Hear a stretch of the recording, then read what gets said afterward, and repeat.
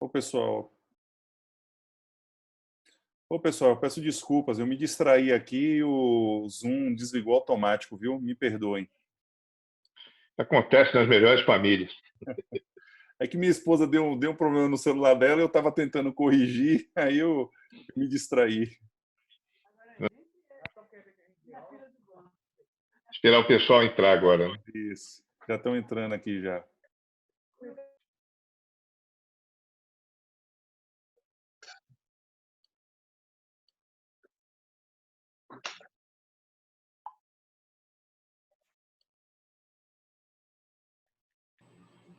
Ô, pastor Fernando, me perdoe, como eu estava pedindo perdão aqui aos irmãos, eu me distraí aqui e o programa zerou e eu não vi, viu? Mas pode continuar, pastor, desculpe. Tranquilo, meus irmãos. Que bom. Aqui a internet, a gente volta aqui. Mas como eu estava falando, o cenário é um cenário desafiador. Agora, está voltando aí ainda, alguns estão voltando. Então, assim, na prática, ser líderes em tempos de crise, líderes virtuais, os pastores estão tendo que se esforçar, todos os líderes estão se esforçando para poder liderar a igreja, pastorear a igreja nesse tempo de isolamento social. Agora, a gente precisa também ensinar os nossos irmãos e irmãs a usarem as redes sociais, a usarem as oportunidades que a gente tem nas redes sociais. Né? O WhatsApp, tem muita coisa rolando na internet. Muito vídeo, piada, política, fake news, tanta coisa rolando. E o pessoal vai repassando. Eu participo de alguns grupos, aí eu vejo gente postando tanta coisa, desculpa a expressão, irmãos, tanta tolice, piada, não sei o quê, aí faz a foto de um, bota de um jeito, põe de um político, aí bota uma frase lá, aí aquilo ali, e os crentes estão gastando, né, o seu tempo e as redes sociais, a sua comunicação para postar aquilo ali. E aí a gente precisa treinar, orientar os irmãos para, primeiro, não ficar repassando tudo quanto é tipo de mensagem. E segundo, ter intencionalidade, orando por pessoas, usando a rede social para contactar aquelas pessoas de uma forma sincera, passando uma mensagem contínua, e a discipular pela internet, discipular pela rede social, usando o que as redes sociais nos oferecem para discipular, o próprio WhatsApp, fazendo um pequeno grupo multiplicador dentro do WhatsApp, dentro de ferramentas como o Zoom. Tudo isso a gente precisa estar antenado para orientar os nossos irmãos, que a internet tem muita coisa boa, mas também tem muita coisa ruim. Na internet tem muita coisa ruim o tempo todo, tem coisas à disposição. A internet é um mundo de coisas boas e também de coisas ruins. E os nossos irmãos precisam ser discipulados para o uso da internet e também para intencionalmente aproveitar as oportunidades de oração, evangelização e discipulado. Queridos, tem um grupo de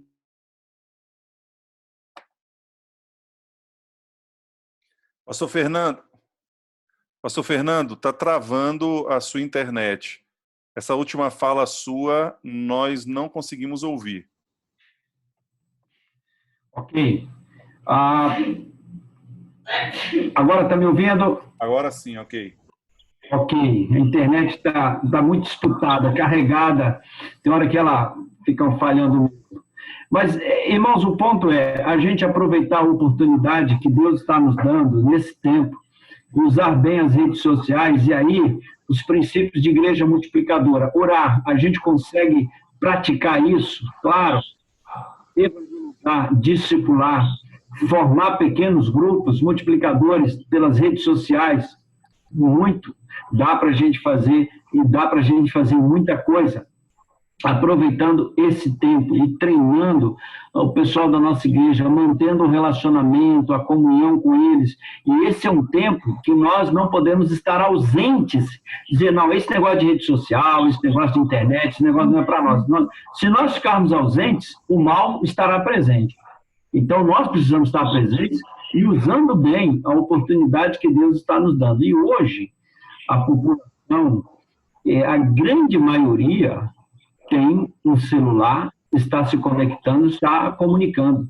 A minha mãe, o ano passado, mandou uma mensagem para mim assim, encantada, que ela descobriu o YouTube, que ela podia assistir a vídeos. Ela me mandou uma mensagem, Fernando, você não imagina, você conhece o YouTube, eu estou acessando aqui o YouTube, eu vi mensagem sua no YouTube. Para ela foi um sonho. Aí agora ela até assiste mensagem e tal, e o WhatsApp manda mensagem e tal. Minha mãe tem 78 anos.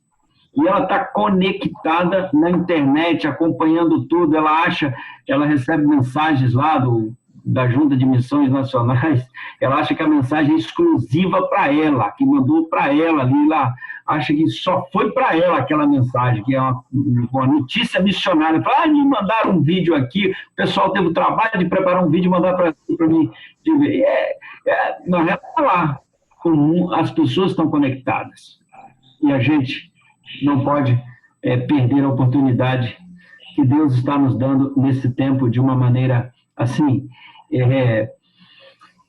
digamos que imposta, porque botou todo mundo para casa. E agora, como nós vamos ser igreja? E como pastorear agora? E como liderar a igreja? E como multiplicar? Nós vamos parar de ganhar pessoas para Jesus. Irmão, semana passada, na nossa sala de oração, que é de segunda a sexta, às 18 horas, daqui a pouquinho vamos estar em reunião de oração aqui. Aliás, se vocês quiserem participar, é só pedir que eu mando um link para vocês, você entra na sala. E uma jovem, 16 anos, na reunião lá, ela pedindo assim, pelo amor de Deus, me ajude, eu estou desesperado, desesperada. E o pessoal orando por ela, ela escrevendo lá no Facebook, e o pessoal orando. Alguém, então, conseguiu fazer um contato com ela, e ela entregou a vida a Jesus. 16 anos. Ontem, no nosso lançamento da campanha de oração, uma mulher mandou uma mensagem para mim, pastor, meu pai está dizendo aqui que ele crê em Deus, que ele quer entregar minha vida a Jesus. Pastor Sérgio Tipo te pregando ontem, nós recebemos essa mensagem de uma pessoa entregando a vida a Jesus. Irmãos, as oportunidades para evangelizar, a gente convertendo, oportunidade para a gente discipular, olha, está sim, oportunidade para orar, está sim, igreja, está sim, meus irmãos, para a gente viver os princípios de igreja multiplicadora nas redes sociais. Nos reunimos ontem, uma longa reunião com vários líderes da América Latina. Nós teremos um congresso de igreja multiplicadora nos dias 13, 14 e 15, se não falha a memória, em espanhol, para a América Latina, porque os pastores e os líderes estão pedindo e agora, igreja multiplicadora, e como é que é esse negócio de pequeno grupo, como é que a gente faz evangelização discipuladora? Ontem me reunimos aqui, o pastor Fabrício, o Diogo, com mais de 20 líderes de México, Uruguai, Paraguai, Argentina, Chile, Colômbia, Equador, muitos líderes conosco, discutindo aqui a formatação de um congresso em espanhol para as igrejas na América Latina. Aqui. Irmãos, um tempo precioso que Deus está nos dando, e nós não podemos perder a oportunidade que Deus está nos dando. Como homens e mulheres de Deus, nós temos a oportunidade de abençoar muita gente, ganhar muita gente para Jesus nesse tempo. Nós somos mensageiros da esperança, mensageiros de uma mensagem poderosa que transforma e restaura vidas. Nós, pastores, estamos sendo desafiados todos os dias com a seguinte questão: e agora? Qual é a estratégia? O que nós vamos fazer? Como fazer velório em tempos de isolamento social? Como fazer casamento em tempo de isolamento social? Como pastorear? Como aconselhar? Como lidar com o irmão que está internado, não pode ser visitado porque tem isolamento lá no hospital? Como cuidar do rebanho nesse tempo? E agora, qual é a estratégia, pastores? Qual é a solução? Qual é a estratégia? E agora? O Senhor é a nossa resposta. O Senhor, nesse tempo, irmãos, tem nos dado a oportunidade de abençoar vidas. Igreja multiplicadora, esses princípios, essa estratégia de igreja multiplicadora, Parece que ela tinha sido planejada para esse tempo, mas não foi planejada para esse tempo, não. Ninguém planejou para esse tempo. Simplesmente acontece. Nós estamos aí com a campanha de oração, começando hoje, 31 dias de oração pela família e evangelização. Oportunidade de a gente evangelizar muitas pessoas dos nossos familiares, orando, evangelizando, discipulando nesse tempo. Agora, quem é que quer se meter com oração? Quem é que quer se meter com evangelização, com discipulado? Na verdade, a maioria dos crentes não quer se meter com isso não, irmãos. A gente sabe que a maioria de crente não se mete muito com esse negócio de oração, de evangelização e discipulado, não. Esse negócio dá trabalho. As pessoas querem viver num certo comodismo. Mas Deus está nos dando um avivamento para nós pastores nos envolvermos com isso, nós crentes nos envolvermos com isso e vivermos esta obra intensamente de multiplicação de discípulos. Eu tenho falado aos missionários, tenho falado à nossa equipe o tempo todo, nós vamos avançar, não podemos ficar acuados por uma circunstância. Sabe qual é a maior preocupação que eu vi dos pastores das igrejas? Foi a seguinte: a receita vai cair, a arrecadação vai cair. Meus irmãos, essa é a nossa preocupação. A maioria dos debates, das conversas que eu vi no ambiente meio pastoral é: a receita vai cair. Que caia. Deus está no controle. A preocupação é com a receita. A gente está parecendo loja, faturamento. Sabe qual é a maior preocupação dos shoppings? A receita vai cair. Sabe qual é a maior preocupação dos comerciantes? A receita vai cair. A maior preocupação dos pastores? A receita vai cair. Não, meus irmãos. A nossa maior preocupação não é a receita vai cair. A nossa preocupação é qual é a vontade de Deus. O que Deus quer nesse tempo? Qual é o propósito de Deus?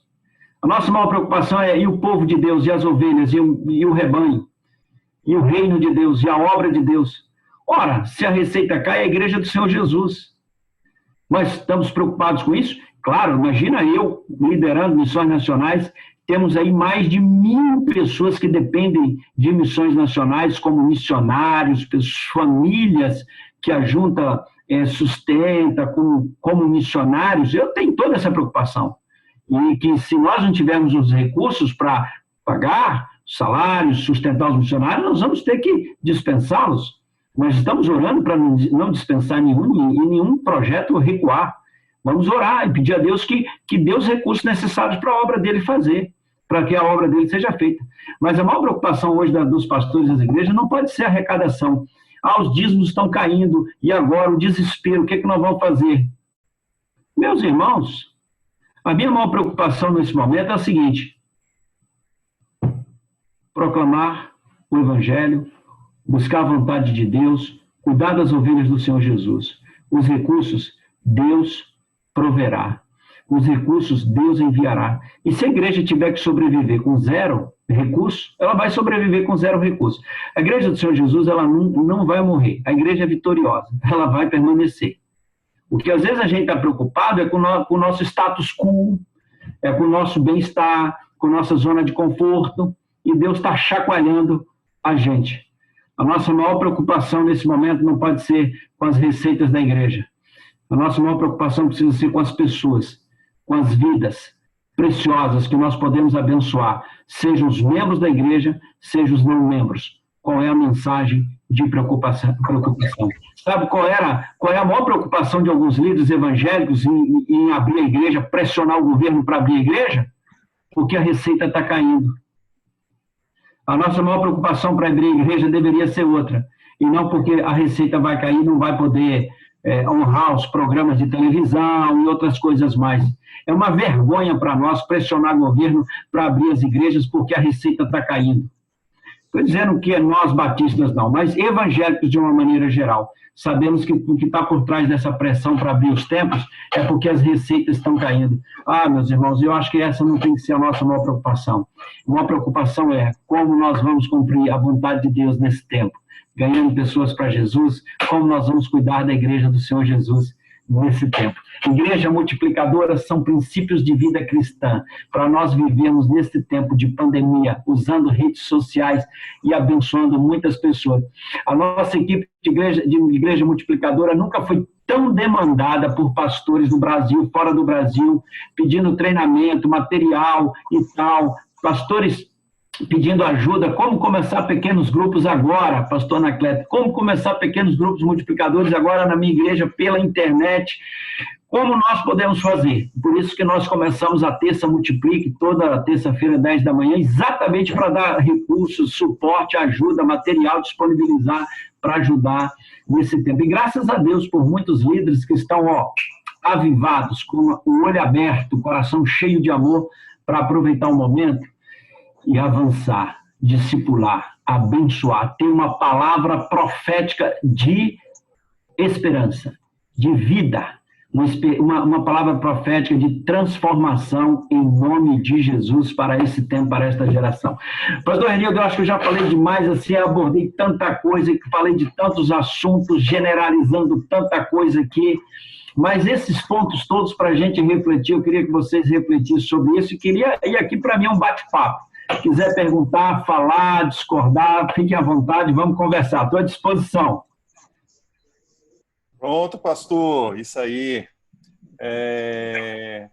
Vamos ouvir aí agora os colegas. Está aberto aí, quem quiser perguntar, vamos aproveitar aí, pastor Fernando, para tirarmos nossas dúvidas, né? E é interessante que possamos bater esse bate-papo aí e sanar qualquer dúvida que a gente possa ter nesse momento, ok? Fique à vontade. Um de cada vez, por favor, para não criar tumulto.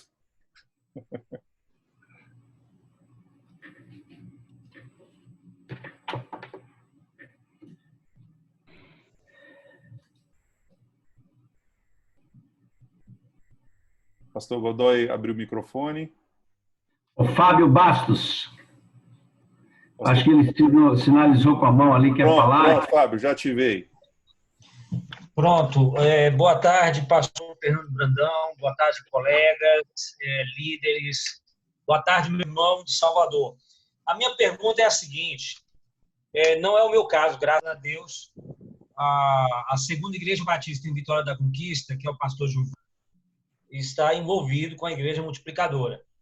Mas a minha pergunta é, uma igreja que o líder não se envolve com a Igreja Multiplicadora, mas tem lá uma ovelha dentro da igreja que é envolvidíssima, lê tudo que é possível, participa de tudo que é de lives, enfim, é entusiasmado com a Igreja Multiplicadora. Esse irmão, ele pode começar um trabalho pequeno, já que é princípio, de volta ao princípio bíblico, esse irmão pode começar a fazer esse trabalho dentro de uma igreja, dentro da casa dele, e esse trabalho crescer. O que é que o senhor acha sobre isso aí?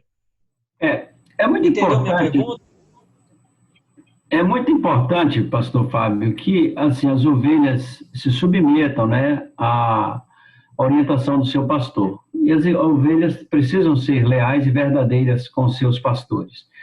Acho que deve conversar com o pastor e dizer, pastor, eu quero viver alguns princípios de vida cristã. Eu quero ter uma vida de oração firme, intensa. Eu quero orar pela conversão de pessoas, né?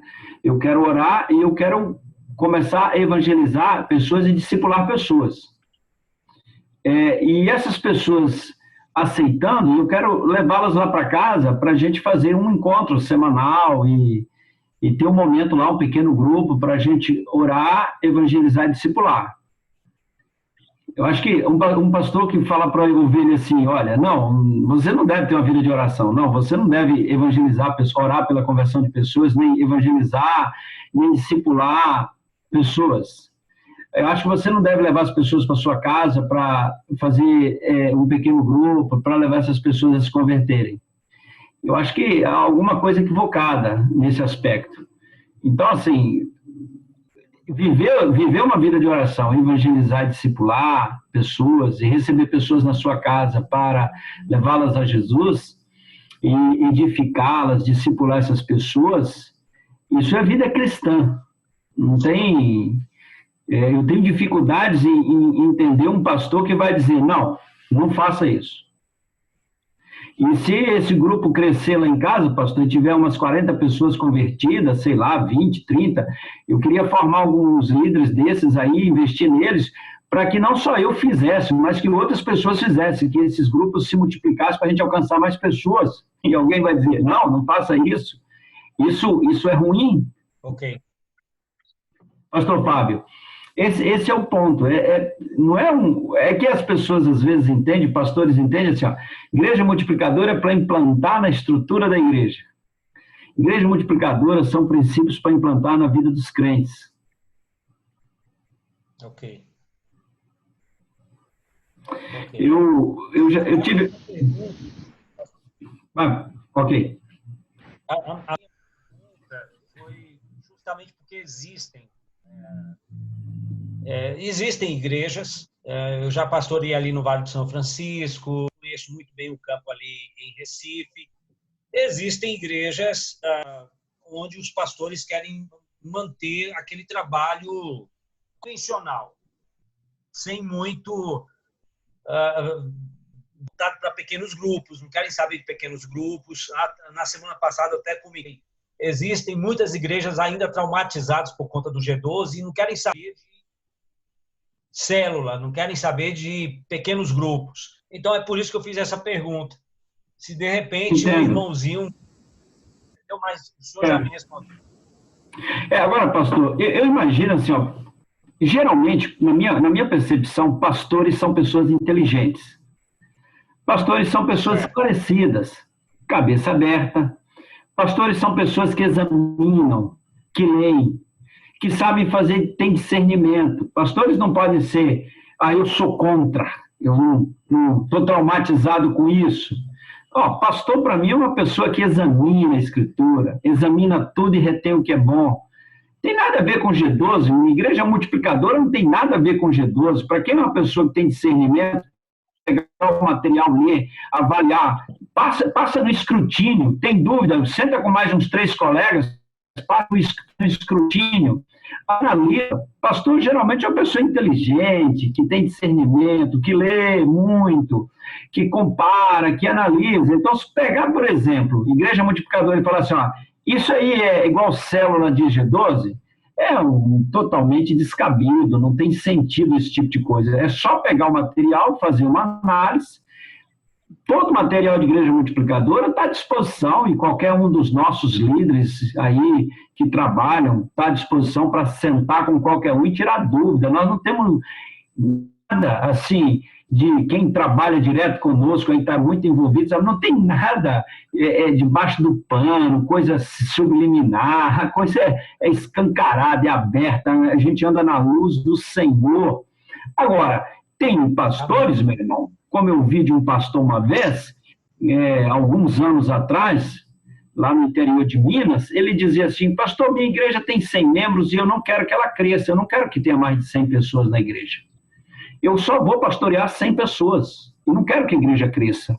Então, assim, não deu nem para a gente continuar a conversa. Então, assim, se ele não quer que a igreja cresça, ele só quer 100 pessoas. E nosso grupo aqui, a nossa igreja decidiu que nós vamos ter só 100, mais de 100 de jeito nenhum. Se alguém chegar aqui e se converter 20 pessoas, nós vamos pedir não frequente a igreja, vá para outro canto, porque aqui a gente só quer 100. Bom, aí não tem conversa. Aí a visão do líder, ela não vai passar disso. Ok. Pastor Fernando, pelo que eu tenho entendido e tenho visto, a mudança, o trabalho com a igreja multiplicadora é algo que exige de nós, em primeiro lugar, uma verdadeira metanoia, uma mudança de mente, né? Uma mudança de atitude, girar a chave, iniciando em mim, pastor que vive voltado para programas, né? Para que, através de eventos, eu possa encher a igreja. Óbvio que ali deve ocorrer 1, 2, 3, 20 conversões. Mas e depois? Depois que essas pessoas se convertem, qual é o papel? Pelo que eu tenho visto no dia de hoje, a gente pega os novos convertidos, coloca numa classe de novos convertidos ou classe de catecúmenos, né, que antigamente se falava isso. Isso é do tempo do pastor Fábio Bastos, aí, classe de catecúmenos. E depois ele sai da classe de novos convertidos, vai para uma outra classe, as mulheres para uma classe A, os homens para uma classe B, etc. e tal. Só que nós estamos criando evangélicos, mas não estamos desenvolvendo discípulos, né? E um outro detalhe importante, esse processo todo dá trabalho. Dá trabalho. E exige cada vez mais de nós, pastores, o trabalho necessário e o tempo. Não é uma fórmula mágica. A coisa não vai acontecer em 6 meses, em 1 ano, talvez, de um dia para o outro. Vai se levar um tempo. E talvez é esse tempo, né? Eu conversava com um colega pastor ontem, ele falou assim, pastor, eu estou aqui em tal lugar há 5 anos e não consigo passar de 30 membros, 30 pessoas. Eu falei, mas querido, o que fulano está fazendo em tal lugar que deu certo, ciclano fazendo em tal lugar que deu certo? O que eles estão fazendo então que está dando certo? Então, em primeiro lugar, é nós girarmos a chave. Em segundo lugar, é nós entendermos que isso vai dar trabalho e a gente arregaçar a manga. Pastor Renildo, como diz, né, o irmão bateu o martelo na cabeça do prego. Acho que o irmão falou tudo isso aí. Agora, a gente tem uma mentalidade, a gente não faz frase com palavras que a gente não conhece. A gente é o resultado daquilo que foi, que nós recebemos como ensinamento, a nossa capacitação no seminário. O que o seminário ensinou para a gente? Ensinou pregar, ensinou preparar sermão, exegese, hermenêutica. A gente estudou um pouquinho lá de grego e de hebraico, estudou um pouco de teologia do Novo e Velho Testamento, ensinou a gente a pregar. A gente sai do seminário, a gente aprendeu a fazer um sermão, então o pastor, ele sai para exercer o ofício dele, pregar. Ele teve um auditório, ele faz algumas visitas, ele atende algumas pessoas, ele aconselha algumas pessoas. Então, ele foi ensinado dessa maneira no seminário. Aí é o seguinte, se ele tem uma oratória, tem um carisma e tal, é um grande orador, a igreja dele pode atrair mais pessoas para vir ouvi-lo. E a gente percebe algumas igrejas que tem um orador, que tem um cara mais carismático, um líder mais carismático, a igreja cresceu, porque ele de certa forma atrai pessoas. Mas não são os pregadores que têm que atrair as pessoas, é Jesus quem tem que atrair as pessoas. A igreja tem que crescer não pela capacidade do pastor, mas a igreja tem que crescer pela vida natural do crente, dos crentes, dos membros daquela igreja. Isso é um outro conceito. A igreja, que o pastor assume a igreja, ele tem nos ombros dele assim, como eu vou fazer essa igreja crescer? E aí, uns se sentem mais capazes, os outros se sentem menos. Uns conseguem, outros não. Os que não conseguem ficam frustrados, às vezes ficam com inveja de quem cresceu, fala mal de quem cresceu, e fica aquele sentimento mundano. Mas, na verdade, é que esse conceito de crescimento de igreja não pode estar centrado na figura do pastor. Ele tem que estar centrado na figura da vida cristã de cada crente. E se o pastor serve de parâmetro, de base, de modelo para os demais crentes, o rebanho vem atrás. E aí a gente vai dar uma guinada de que eu prego e você escuta. Não, eu vivo e você vive. Olha o conceito. Pastor, eu prego e você vai obedecer, e você escuta. Agora não, eu vivo e você imita. Nós, pastores, é assim, eu vivo e você imita. Se esse fosse o conceito de pastoreio, de liderança de igreja, a gente daria uma virada. Eu vivo e você imita. Você me segue. Não é eu prego, eu falo e você escuta. E aí vamos trazer gente para que me escute.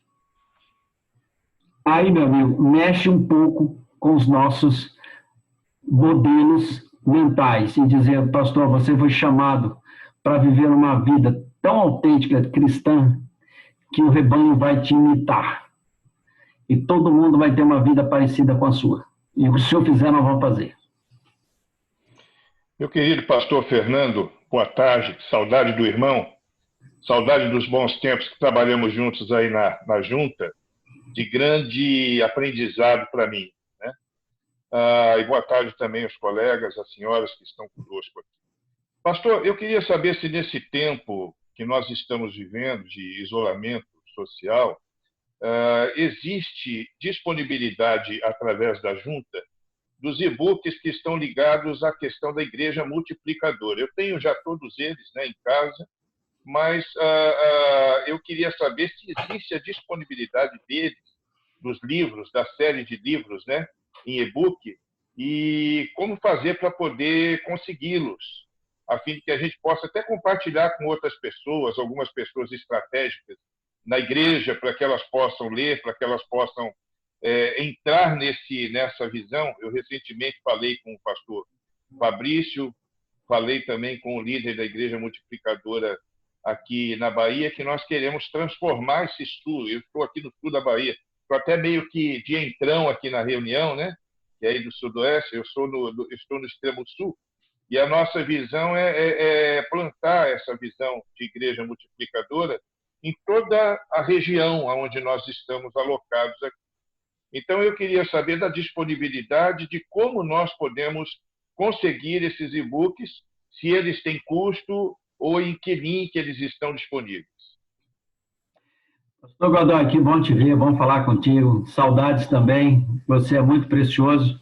Outro dia eu estava passando ali na Tijuca e lembrando daquele galeto com farofa que nós comemos ali naquela... Esqueço o nome da rua ali, mas muito bom, saudades. Hoje eu vi que você me ligou hoje, mas eu estava a manhã inteira em reunião com o pessoal do Seminário do Sul, não pude atender o irmão na hora da sua ligação. Mas, pastor, nós estamos correndo contra o tempo para tentar disponibilizar esse material em e-book também. É uma corrida contra o tempo para a gente fazer isso aí. Nós publicamos os materiais em papel, mas não estamos publicando em e-book. Espero que nos próximos dias a gente consiga disponibilizar esses materiais. Ok, pastor, muito obrigado.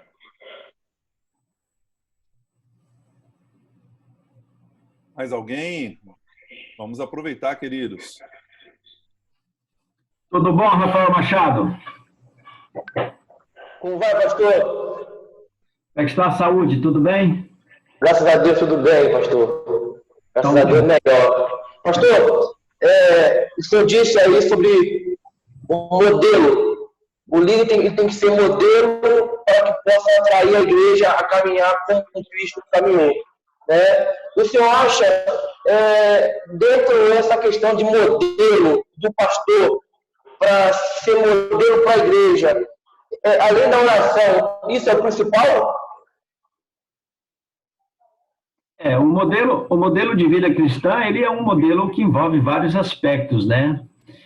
Não só a vida de oração, mas a própria intencionalidade quanto a vida de evangelismo, discipulado, família, envolve todas as áreas da vida. É um desafio para nós, um grande desafio, não somente de vida de oração. Eu pergunto isso ao senhor porque, ao longo desses bate-papos que nós estamos tendo aqui na Associação Batista Sudoeste, muitos irmãos têm tentado implementar a visão de igreja multiplicadora e a questão que mais leva em questão é o RD, é o relacionamento discipulador. E na semana passada, o pastor Anacleto, conversando aqui com alguns pastores presentes na sala, ele falou, né, nós falamos sobre a importância do pastor ele praticar o RD para ser modelo para a sua igreja, para que os membros da sua igreja também tenham paixão e desejo de fazer o mesmo. O que você poderia dizer para nós sobre isso? Ou talvez completando um pouquinho aquilo que o pastor Anacleto já disse na semana passada. Meu irmão, o que o pastor Anacleto falou não tem nada para completar, não. A verdade, meu irmão, é assim, o pastor, se ele só prega do púlpito, mas é uma questão de vida, de estilo de vida. Se ele está com um membro da igreja e ele fala para o membro da igreja, olha, eu estou orando por fulano, pela conversão de fulano, e eu estou investindo naquela pessoa, e olha, você quer vir comigo? Eu vou ter hoje tomar um café com ele, vem comigo. E o membro vê você fazendo aquilo, você ora, aí a pessoa recebe o evangelho, e você continua discipulando, e o líder está ali te vendo fazer aquilo. Aí você chega no ponto dessa pessoa ser batizada, a igreja vê, você testemunha, e você conta a história, tipo, começou orando e tal, relacionamento e tal, aí você vai, aí chega o batiza. Ora, aí, amigo, é uma questão de fazer, só que nós não temos, muitos pastores não têm prática, irmãos, na verdade, aqui baixinho para nós, mas muitos pastores não têm prática de evangelização e discipulado. Nem no seminário, eu assumi o Seminário do Sul aqui interinamente, na grade curricular não tinha nada de evangelismo, nada de discipulado, nada de plantação de igreja, nada de missões. As pessoas, os pastores não estão preparados para isso, não sabem o que é isso. E a gente vem de uma cultura, né? Você lembra das conferências evangelísticas? Né? Uma vez por ano a igreja dava um jeito de convidar um evangelista. E aí o pastor mobilizava a igreja para convidar não crente. E aí era a grande conferência de evangelismo, mas dava sexta, sábado, domingo, e tal, e o povo trazia gente, e aí se o evangelista vinha, pregava e convertia um pessoal ali. Aí convidava para aqueles que corriam à frente e tal, o pessoal anotava o nome, dava um folheto do Evangelho de João, convidava para voltar domingo na escola bíblica para ir para a classe de catecúmenos, novos crentes, coisas assim. Né? Então, ali foi um momento de semeadura, né? Conferência evangelística. Não sou contra a conferência evangelística, não. Mas a igreja evangeliza 365 dias por ano. E a conferência evangelística de segunda a sexta, de segunda a domingo, o crente no dia a dia, no convívio com os amigos dele, no trabalho, na escola, na faculdade, ali, no dia a dia.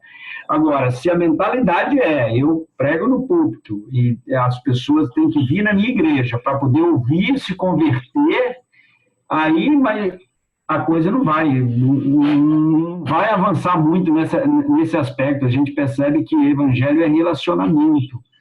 E se o pastor não trabalha isso, acho que o pastor, se ele gastar uma hora, 2 por semana para discipular uma pessoa dentro da agenda pastoral dele, ministerial dele, ele gastar um tempo para discipular, ele vai pregar muito mais para a igreja com a própria vida, a igreja vai crescer espiritualmente, do que se ele apenas ficar só falando. Uma vez viagem missionária, quando eu pastor em Brasília, eu fazia muito viagem missionária com a igreja. Pastor, vai cair. Vamos reconectar, viu? Terceiro módulo.